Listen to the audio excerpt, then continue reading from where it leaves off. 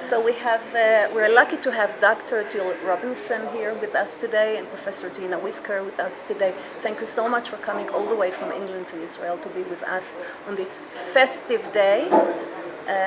Today we're celebrating 20 years for the PhD Israeli program.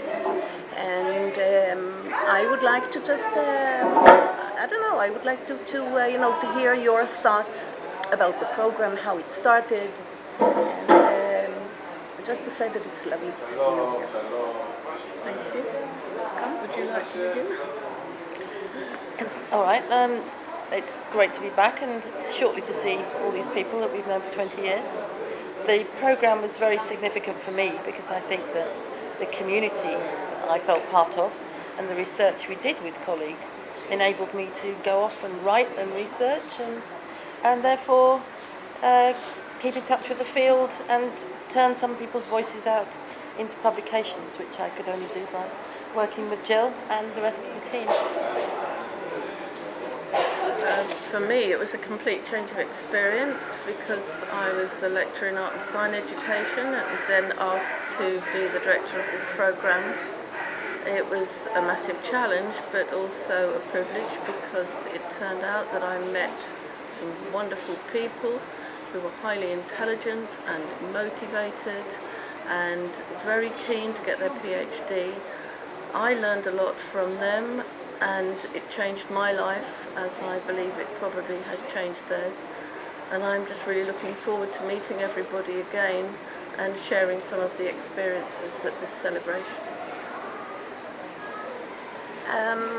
One more question, that interests me, personally. How did you feel, when you have found out that the program, is continuing, in fact, in a different country? How did you feel about this? What did you think? What were your thoughts about this? Shall I speak? You can speak. I was very glad it was going on.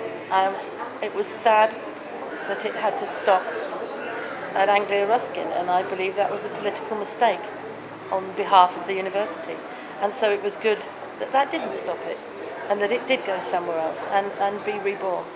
There was a sense of loss, but also a sense of happiness that it moved on. Yes, I would agree with G'ina. I think initially losing the program for me was quite devastating because it was a family to me, and they even called me the mother of the program. But it's true that we learned many things, and some of those will now be passed on to a new group of students, and we even had the pleasure of meeting some of them yesterday evening. So it's good to know that it continues. What is the beginning? The dean of the university came into my office and he said, "G'Jill, I want you to carry on with a program that I have just begun." And I said, "I have never managed anything before in my life and I don't think I can do it." And he said, "You will do it."